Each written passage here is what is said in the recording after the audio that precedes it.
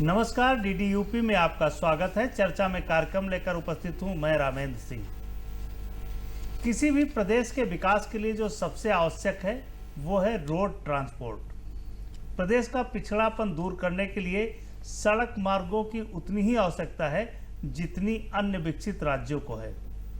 उद्योग जगत हो या कृषि जगत हो, दोनों को विकास के लिए यातायात परिवहन की सबसे अधिक आवश्यकता होती है। प्रदेश में कई ऐसे क्षेत्र हैं जहां पर्यटन की अपार संभावनाएं हैं, पर वो रोड कनेक्टिविटी न होने के कारण पीछे रह गए।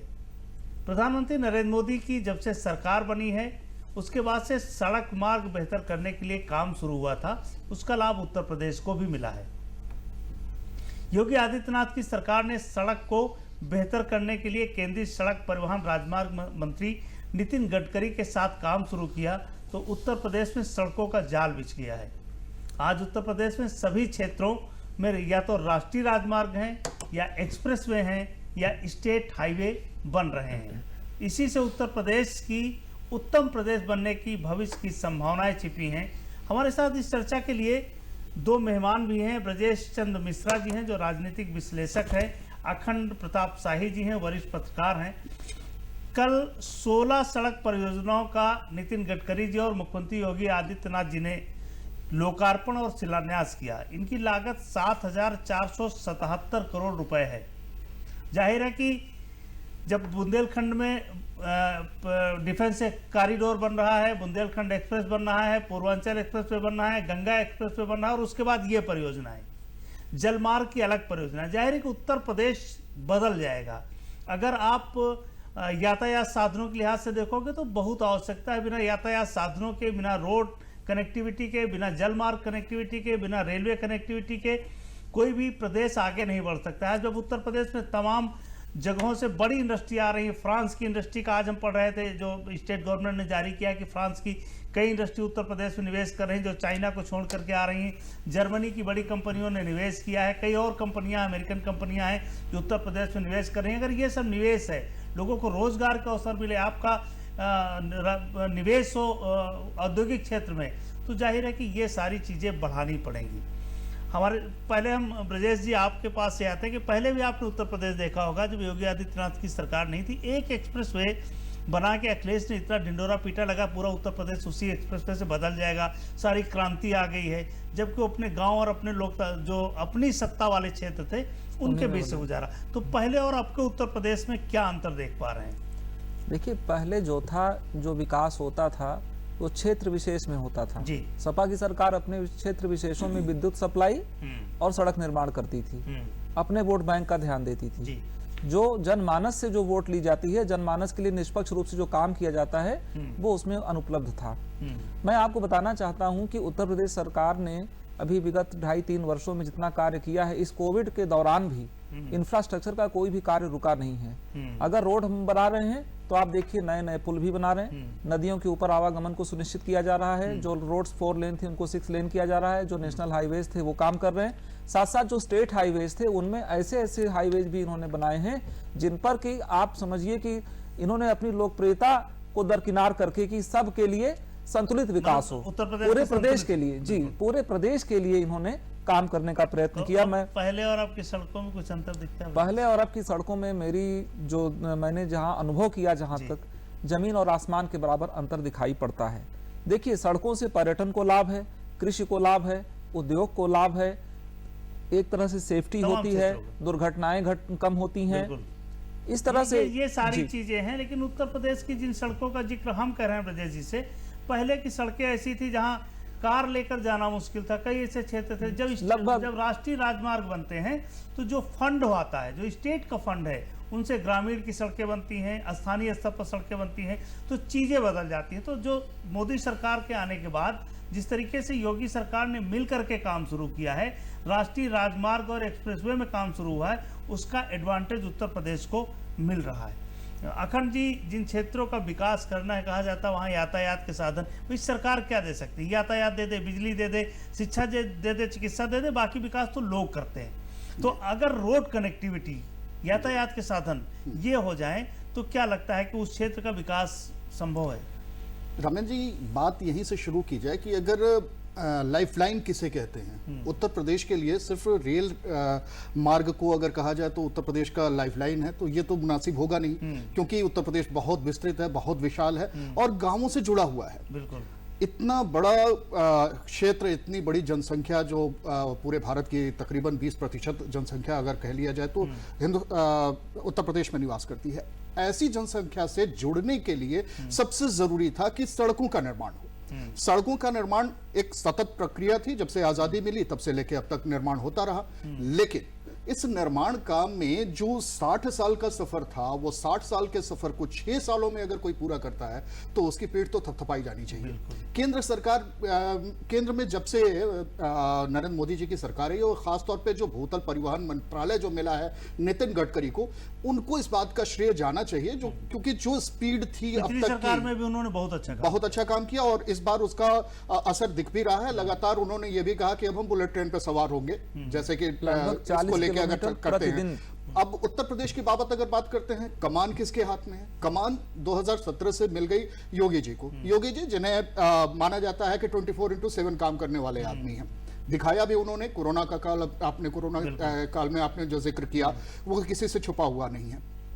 ऐसी स्थितियां अगर बनती है तो उत्तर प्रदेश में बदलाव तो होना था और वो बदलाव इस समय दिख रहा है। सड़कें बनी हैं, सड़कें सिर्फ ये नहीं कि किसी एक क्षेत्र विशेष के लिए, बिल्कुल बुंदेलखंड के लिए अलग एक्सप्रेसवे मिल रहा है। गंगा एक्सप्रेसवे की बात पूरी होने जा रही है, उसके भी शिलान्यास की प्रक्रिया शुरू होने जा रही है। इसके अलावा पूर्वांचल एक्सप्रेसवे आपका तकरीबन पूरा होने वाली स्थिति में है। 2021 में ही उसका लोकार्पण भी कर दिया जाएगा। तकरीबन 11 महीने 10 महीने उसके बाकी रह जाएंगे। जगहों की जिंदगियां बदल जाएंगी, बहुत सारी जिंदगियां बदल जाएंगी। और बुंदेलखंड तो वो क्षेत्र है जो अब तक अछूता रहा। बुंदेलखंड का सवाल हम जी, तो वो जिक्र जो है कि जो गरीबी है, जो बदहाली है, उस बदहाली में आप देखिए कि लोग खुश हो रहे हैं। उनको अब किसानों को अपने फसल, अपने उपज को मंडियों तक पहुंचाने के लिए उन्हें किसी का इंतजार करने की जरूरत नहीं है। बड़ी बड़ी ट्रकें उनके गांवों तक पहुंच रही हैं आराम से। वो एक्सप्रेसवे से जो कनेक्टिविटी है उनके गांवों की वो बढ़ गई है। तो ये सारी चीजें जब बदलाव के लिए होती हैं तो इंफ्रा डेवलप होता है, और इंफ्रा डेवलप होता है तो विकास की बुनियाद तो तैयार होती है। मैं इटावा के उस क्षेत्र में कवरेज करने गया था जो डकैतों वाला क्षेत्र, उस एरिया कहा जाता है। मुलायम सिंह जी ने एक काम किया कि वहां सड़कें बना दी, सड़क बन गई, लाइट पहुंच गई। तो जहां 12 घंटे में पुलिस पहुंची थी 5 नदियों को पार करके, वहां आधे घंटे पहुंचने लगी। डकैत खत्म हो गए, बिजली पहुंच गई। अब वहां सवेरे दूध की गाड़ी पहुंच जाती है, उनके दूध ले लेती है, सब्जी की खेती करते हैं, तो वो सारा बाजार पहुंचने लगा। कैसे बदलती है एक सड़क से जिंदगी, ये बड़ी मिसाल है। क्या वहाँ डकैत नहीं है, वहाँ भैंस लोग पालते हैं, गाय पालते हैं और दूध का बड़ा कारोबार करते हैं, सब्जी की खेती करते हैं। तो इस तरह चीज़ें बदल जाती हैं। प्रदेश जी, बुंदेलखंड और पूर्वांचल कहा जाता है, बुंदेलखंड में लोकसभा सीटें कम हैं, विधानसभा सीटें कम हैं, इसलिए उसको हमेशा नेपथ्य में छोड़ दिया जाता था। लेकिन इस सरकार ने बुंदेलखंड और पूर्वांचल दोनों को फोकस किया है। पूर्वांचल तो राजनीतिक दृष्टिकोण से बड़ा है और वहाँ से लोकसभा सीटें बहुत आती हैं, विधानसभा सीटें बहुत हैं, तो चाहे राजनीतिक क्षेत्र देख लीजिए, लेकिन बुंदेलखंड में कम है। तो दोनों को जो छोड़ दिए गए थे पीछे पिछली सरकारों ने, उनको लेकर चलने का काम इस सरकार ने किया है। निश्चित रूप से आपने जो बात कही, मैं उसमें आगे जोड़ देना चाहता हूँ। ये उत्तर प्रदेश का दुर्भाग्य रहा कि यहाँ पर 2-3 वर्ष पहले जो सरकारें हुआ करती थीं, वो राजनीतिक अवसरवाद, क्षेत्रवाद, परिवारवाद, जातिवाद, भाई भतीजावाद, इन सब ने मिलकर के उत्तर प्रदेश को पूरी तरह से तबाह कर दिया था। मैं अपनी बात को फिर दोहराना चाहता हूँ। उत्तर प्रदेश में उन क्षेत्रों में विकास दिखाई पड़ रहा है जहां पर सरकार को अपने राजनीतिक हित से कोई मतलब नहीं था। बिल्कुल जैसा कि एक क्षेत्र विशेष लोग विकसित करते थे।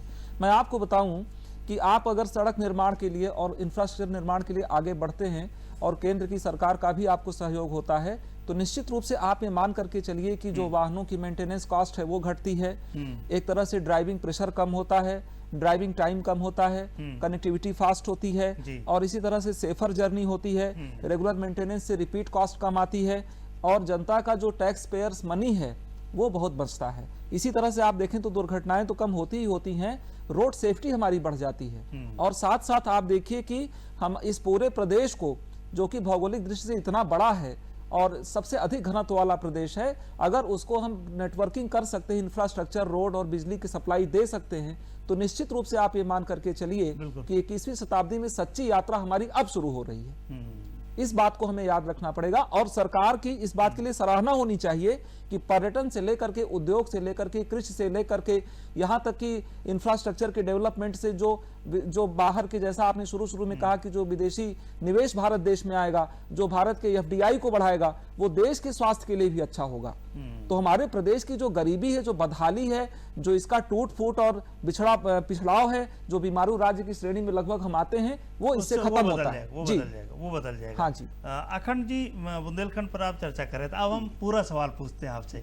डिफेंस कॉरिडोर और बुंदेलखंड एक्सप्रेसवे बनने के बाद पाठा के जंगलों में डकैत रहते थे, कोई जाना नहीं चाहता था, वहाँ ददुआ का क्षेत्र था, कहीं किसी का क्षेत्र था। और पूरे बुंदेलखंड को देखो, जहाँ बहुत खनिज है, जहाँ बहुत चीज़ें ऐसी हैं जो पूरे उत्तर प्रदेश में नहीं मिलती, बुंदेलखंड में मिलती हैं। उसमें क्या चेंज आएगा, क्या बदलाव आएगा? बदहाली और बीहड़ का रिश्ता अगर ये कहा जाए कि 6 दशकों का रहा है और बड़ा प्रगाढ़ रहा है, तो ज्यादा मुनासिब होगा। इस बदहाली और बीहड़ के रिश्ते में एक सेंधमारी की है विकास ने। वही ब का अगर हम लेके चलते तो बी उस पे आ जाता है। ये जो बदलाव जो आया है ना, ये बदलाव बीहड़ की सिर्फ शक्लो सूरत नहीं बदल रहा है, ये बदल रहा है हिंदुस्तान की तकदीर को भी। वो क्षेत्र जो सामरिक दृष्टिकोण से बहुत महत्वपूर्ण है। अगर सामरिक दृष्टिकोण की बात करें तो वहां पे खनिज संपदा बहुत भरपूर है, जंगल वहां पे बहुत ही अच्छे खासे जंगल है। प्राकृतिक सौंदर्य की बात अगर करें तो हमें याद आता है चरखारी एक जगह है बुंदेलखंड में, बहुत एक तरीके से कहा जाए तो गुमनाम सा हो गया। हालांकि वहां से उमा भारती जी लड़ी थी चुनाव और जीती थी, उसके बाद से वो चर्चा में आ गया था। लेकिन चरखारी एक ऐसी जगह है जहां पे कभी गोविंद बल्लभ पंत गए थे और उन्होंने कहा था कि कश्मीर का सौंदर्य तो उत्तर प्रदेश में बसता है।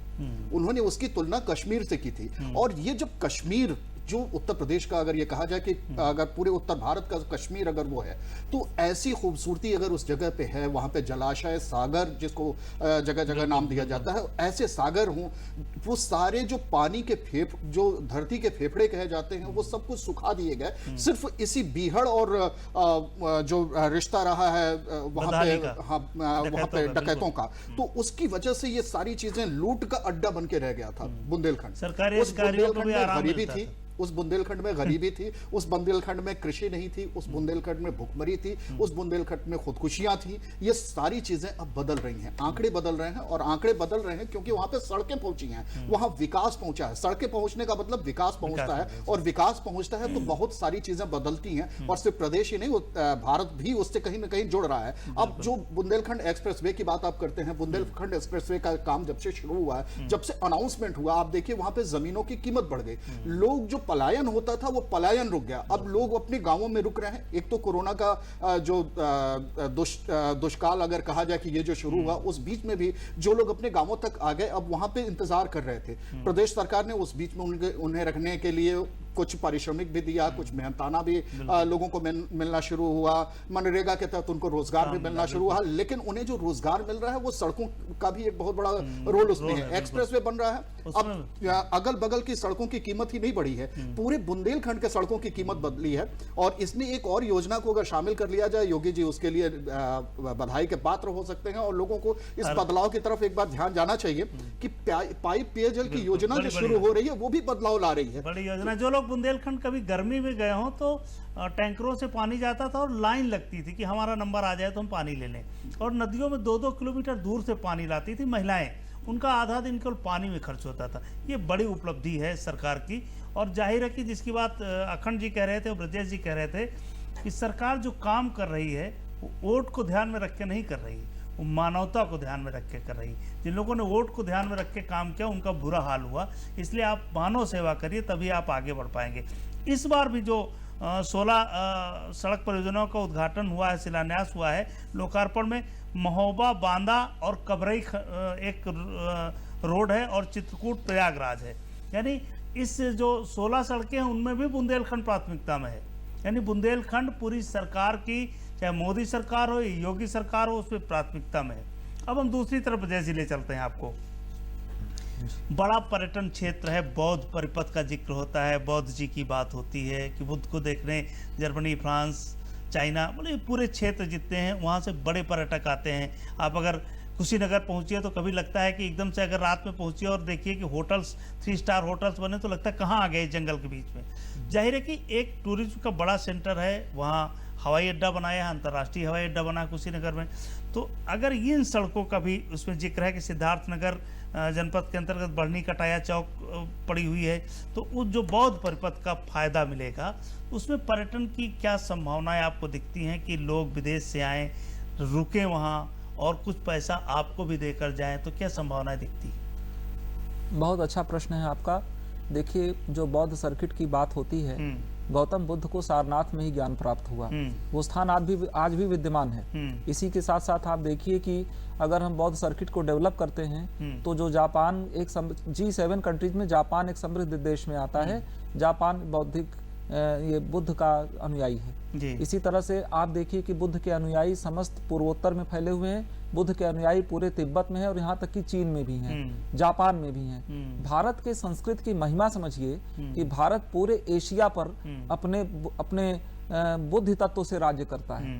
तो ये बौद्ध जो हमारे हैं अनुयायी हैं, मैं आपको बताऊं कि यही नहीं सिर्फ बुद्ध को ही इस धरती पर ज्ञान नहीं हुआ, बल्कि ये धरती राम और कृष्ण की जननी है। 2 ही नायक हैं बिल्कुल अनादिकाल से, और ये राम और कृष्ण हैं।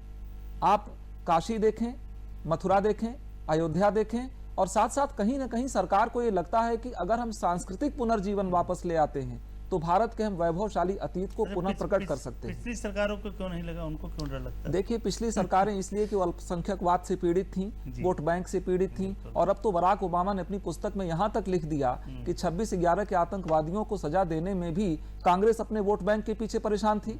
अन्य राजनीतिक दल कांग्रेस की ही नकल कर रहे थे, चाहे परिवारवाद की परंपरा हो और चाहे अल्पसंख्यकवाद की परंपरा हो। देश को तो सर्वसंख्यकवाद के हिसाब से लेकर के चलना पड़ेगा। अल्पसंख्यकवाद से नहीं होगा, वोट बैंक से नहीं होगा, जात के बैंक से नहीं होगा। सरकार को जाति और धर्म के वोट बैंक से ऊपर उठ करके सर्व समाज के लिए काम करना पड़ेगा। इस देश में हर वो व्यक्ति जो वोट देता है और सरकार से जो अपेक्षा रखता है, सरकार को उस पर खरा उतरना पड़ेगा। और एक तरह से भारत की राजनीति ने इसी कारण से जातिवाद को और इस तरह से संप्रदायवाद की राजनीति को जिस तरह से उसने नकारा है, ये भारत के लोकतंत्र के भविष्य के लिए अत्यंत उज्जवल है। बिल्कुल, बहुत उज्जवल है। 25 साल पहले मैं एक रेडियो में कार्यक्रम सुन रहा था, विदेशी कार्यक्रम था, तो किसी ने पूछा कि जर्मनी और भारत के गांव में क्या अंतर है।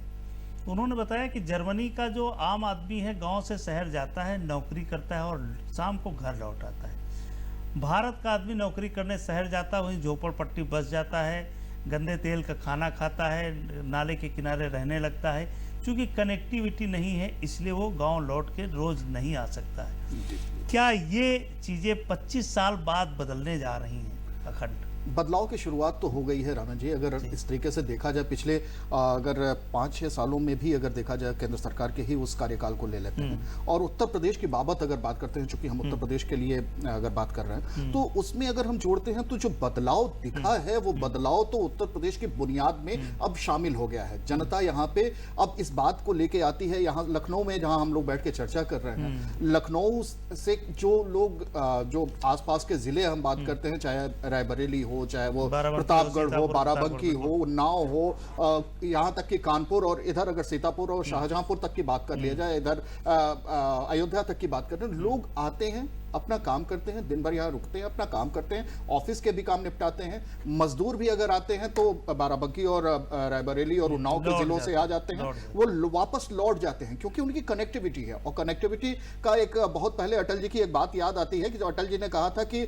हम बाजारों का विकेंद्रीकरण करना चाहते हैं, हम उद्योगों का विकेंद्रीकरण करना चाहते हैं, सिर्फ शहरों में वो दबाव ना रहे। और ये दबाव जो शहरों में है, जहां पे हमारा अगर शहरों में ये जनसंख्या बढ़ रही है तो हमारा भूजल स्तर भी बहुत नीचे चला जाता है, पॉल्यूशन की स्थितियां किसी से छुपी नहीं है। जो एक क्षमता है किसी शहर को सह पाने की, वो प्राकृतिक क्षमता उसकी कम होती है। और ऐसे में आर्थिक जो मंशा है, जो आर्थिक उन्नति की बात करते हैं, आर्थिक विकास की बात करते हैं, वो विकास भी कहीं ना कहीं प्रभावित होता है। गाँव में बसता है भारत, और जब जब उत्तर प्रदेश की बात आती है तो पूरा गांव ही याद आता है। ये गांव बदल रहे हैं। गांव में आज देखिए जो कामकाज हुए हैं इस बीच सड़कों के बन जाने से, बिजली पहुंच जाने से, पानी की पाइप वाटर सप्लाई जो जिस तरीके से शुरू हो रही है गांव में, उससे बदल जाने से, जो सिंचाई व्यवस्था अच्छी हो रही है, उस सिंचाई व्यवस्था के अच्छे हो जाने से आप देखिए फसलें भी हो रही हैं। इस कोरोना काल में भी इकोनॉमी को रिमोट में मूव किया है, बिल्कुल मूव किया है। और ये सबसे बड़ी चीज यही है कि हमारे बाजार आज हमारी पहुंच में है। और यही नहीं कि सिर्फ ग्लोबल हो रहा है, हम गांव भी हमारे ग्लोबल हो रहे हैं, हमारे शहर ही ग्लोबल है, हमारे गांव भी अब ग्लोबल हो रहे हैं। अब गांवों से जो प्रतिभाएं हैं वो छन के बाहर आ रही हैं, वो शहरों तक पहुंच रही हैं और शहरों से पहुंच के फिर गांवों में पहुंच के अपने वापसी कर रही हैं गांवों में, और गांव में रुक के गांवों के विकास के बारे में सोच रही हैं, बेहतर उत्तर प्रदेश बनाने के बारे में सोच रही है। तो ये एक सुखद संकेत कहा जा सकता है। बिल्कुल। गांव में अभी तक क्या था कि जब तक सड़क कनेक्टिविटी नहीं थी तो लोग व्यवसाय करते थे, शहर से कुछ माल ले गए और उन्होंने बेचा, और यही व्यवसाय था। अब एमएसएमई सेक्टर के माध्यम से जहां सड़कें पहुंची वहां छोटे छोटे रोजगार के ब्रजेश जी मतलब इंडस्ट्रियल डाल रहे हैं, छोटे छोटे उद्योग डाल रहे हैं, वो शहर को सप्लाई कर रहे हैं। ये बदलाव सड़कों के कारण आ रहा है, क्योंकि उनको कनेक्टिविटी मिल रही है, बिजली मिल रही है, रोड कनेक्टिविटी, बिजली, ये सारे संसाधन सरकार ने गांव में उपलब्ध कराए कि पहले गांव, शहर से गांव जाता था माल, अब गांव से बन के शहर आता। लोगों को लगता है कि ये अच्छा माल होगा और उसकी बिक्री खूब हो रही। हमने छोटे छोटे जो अभी प्रदर्शनियां लगी उनमें देखा, चाहे मिट्टी के खिलौने हो, ओडीओपी योजना जो सरकार की चल रही है, तो क्या ये बेनिफिट मिल रहा है गाँव को? निश्चित रूप से मिल रहा है। जिस देश की 70% आबादी आज भी गाँव में रहती हो, और अगर वहां पर विकेंद्रीकृत शासन के साथ साथ विकेंद्रीकृत विकास की बात करते हैं, तो निश्चित रूप से जो प्रव्रजन है वो रुकता है, एम्प्लॉयमेंट बढ़ता है, सेल्फ एम्प्लॉयमेंट बढ़ता है, एंटरप्रेन्योरशिप बढ़ती है, साथ साथ लोगों की तंत्र पर जो निर्भरता है वो खत्म होती है, और लोगों में आत्मविश्वास बढ़ता है, गरीबी दूर होती है, और सम्यक रूप से समस्त राष्ट्र का निर्माण एकीभूत संकल्प के साथ हो सकता है। बिल्कुल हो सकता है। एक सवाल अखंड जी मौलिक सा है, कृषि को क्या रोड कनेक्टिविटी के बाद फायदा मिलेगा? क्योंकि एक बड़ा सेक्टर है जहां, जिसकी बात ब्रजेश जी ने भी कहा कि 70% आबादी रहती है, 60 मान लेते हैं जो कृषि पर निर्भर है, तो वो बड़ा क्षेत्र है, उसको क्या फायदा इससे मिलेगा? देखिए, अब तक किसानों की बदहाली का सबसे बड़ा कारण अगर कोई रहा है तो ये मार्केट जो है वो किसानों की पहुंच से दूर रहा है, और यहाँ पे बिचौलियों के लिए मौके मिले हैं। तो ये मौका उस समय तो खत्म हो ही जाता है जब बाजार, सीधे तरीके से अगर कहा जाए तो बाजार किसान की पहुंच में आ जाते हैं, और ये कनेक्टिविटी ये चीज उपलब्ध करा रही है। सिर्फ इतना ही नहीं, सरकार की नीतियां भी ऐसी आई हैं कि जिससे किसानों को फायदा हो रहा है, कनेक्टिविटी हुई है। और इसके अलावा किसानी के लिए, खेती किसानी के लिए भी जो सुविधाएं दी जा रही है सरकार की तरफ से, उसमें भी काफी कुछ बदलाव आया है, और उससे भी किसानों के साथ ही साथ आपको एक बात जोड़ दूं कि अभी भी ऐसे दुर्गम इलाके हैं जो मोटरेबल नहीं है, ट्रैक्टर नहीं जा पाते, मशीनें नहीं जा पाती। रोड नेटवर्किंग से सबसे बड़ा लाभ यही होगा कि प्रत्येक व्यक्ति तक वो सुविधाएं पहुंचने लगेंगी, और कृषि में जो समय बर्बाद होता था वो समय अब बर्बाद नहीं होगा। बिल्कुल, बहुत सारी चीज़ें बदलेंगी, जिसकी बात गडकरी जी ने कहा कि उत्तर प्रदेश को उत्तम प्रदेश बनाने के लिए प्रधानमंत्री नरेंद्र मोदी जी ने जो सपना देखा था उसको योगी जी के साथ मिलकर हम पूरा कर रहे हैं। बड़ी बड़ी जो योजनाएं हैं, परियोजनाएं हैं, सड़क के माध्यम से जब राष्ट्रीय राजमार्ग बन रहे हैं तो जो फंड है वो गांव की सड़कों में निवेश हो रहा है, यानी गांव से लेकर सड़क तक की कनेक्टिविटी जब हो जाएगी तो बाजार केवल शहर में नहीं रहेगा, गांव भी बाजार होगा। आप अपना सामान बेच सकोगे, आना जाना, शिक्षा, चिकित्सा, ये बहुत सुविधाजनक तरीके से होगी। बहुत बहुत आभार आप दोनों लोगों का, बेहतर तरीके से आप धन्यवाद, पूरी दोनों चीज़ों को रखा। बहुत बहुत आभार, नमस्कार।